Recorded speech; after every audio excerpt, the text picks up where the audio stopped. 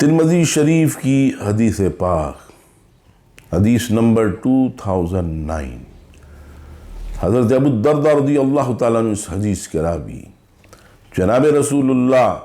صلی اللہ تعالیٰ علیہ وسلم نے ارشاد فرمایا کہ قیامت کے دن مومن کے ترازو میں یعنی نامہ اعمال کے پلڑے میں